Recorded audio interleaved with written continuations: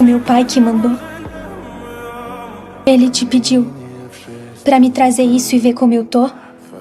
Então você pode falar pra ele que eu cansei de ficar esperando ele ligar pra falar comigo.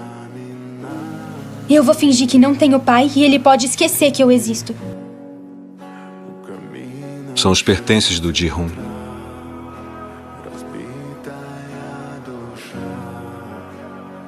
É que infelizmente o seu pai faleceu.